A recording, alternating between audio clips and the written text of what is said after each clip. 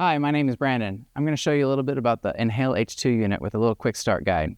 First off, I've gone ahead and taken out of the box, taken off the packaging, and you'll notice there is a door on the front. There's a power switch on the back. We have a water tank on the right or on the side. And let's just go ahead and get started with taking out what's in here. We have our breather bag, and there's a little box of hoodies in here. We'll go ahead and take that out. I've just done a little bit of deep unpacking just to make things a little faster. Inside, you'll have your mask. You'll have your mask hose, and again, the breather bag. Let's go ahead and start with the breather bag. There's some rubber bands here we want to get rid of. Go ahead and take those two things off, and now you got a nice empty bag. The first thing you're going to do is go ahead and put it on the downspout right there, which just pushes on. And then let's make our mask. The mask comes with a hose and then the mask valve. Let's go ahead and start with the mask valve. We'll go ahead and put that on right there where it's just a push on. And then go ahead and let's get the mask attached. So this comes with a silicone mask. Just go ahead and put it on nice and tight and give it a good push. You should feel a snap. At the end of the mask hose, we're going to go ahead and connect it to the machine. And that just goes simply right into the T there. And you can now close the door. The next step is let's get some water in it. Now this is distilled water. It's important that we use distilled water, mainly because there's no impurities in it, and you're gonna wanna make sure that it's only using water because you will be breaking the bonds of the hydrogen and the oxygen, and you don't want anything else other than that. So we're gonna remove this packing tape, take the top off, set that aside, and with our distilled water, we're gonna go ahead, before we do that, we need to remove the water seal. So this is basically a seal that holds the water in that we put in at the factory to make sure that it was tested, and also that the PEM stays wet. It's important that water is always in the machine, otherwise it can over time dry out, and we don't want that. So when you add water, go ahead and put the water all the way to the top. Go ahead and put it to the maximum level line there, not to the top of the tank, but to the maximum level line, and place the top on, and you're good to go. All right, let's turn this on. I'm gonna go ahead and put the power button on and the power plug in. You'll see right away that light comes on. The knob, we have a smart knob that loads up after about a second or two. It'll just take a second. And when it's done loading, you'll notice there is a question that comes up. It says, do you want to add Wi-Fi? We highly recommend that you connect your machine to Wi-Fi because we are always improving, always adding updates and making the machine better. And if you connect it to Wi-Fi, we will continually make sure the machine is performing at its best. So let's go ahead and say OK by selecting the button in, and that's how we select the button, is by pushing it in. And then to rotate the knob also changes the menu and rotates through the menu. So you'll notice that when we're now in the settings page, you'll have an about, which is always good interesting to see, which is our version number and IP address. If you hit it again, it goes back to settings.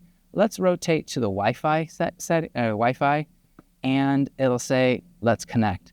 So let's hit connecting to Wi-Fi. It'll now ask which network to join, and you'll see it pop up. And if you need to rescan, you can. There's our network. When you rotate it and it turns blue, that's the one you want to select. You push select in, and then it comes up with a nice keyboard.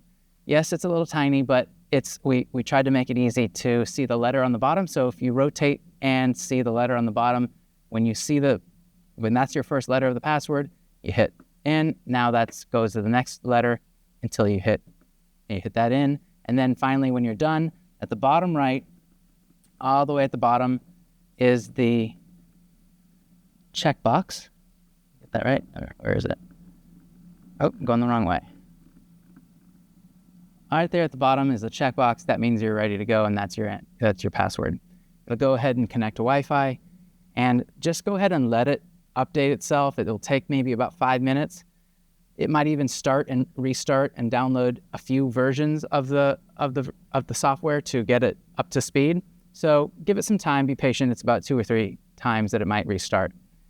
If you want to go back, the typical way to go back is you hold it down and then you're back to that screen. If you hold it down again, you're back to that screen.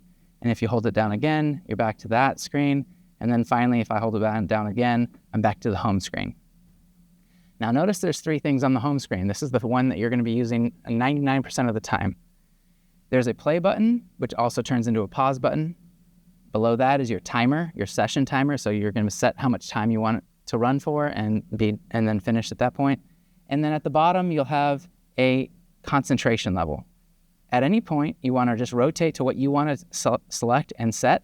So let's say I want to select the concentration. I turn that blue and I press in. And now it's asking me what concentration level I want. I can rotate that up all the way, let's say to 4%, and then I select it, and now I'm back to home.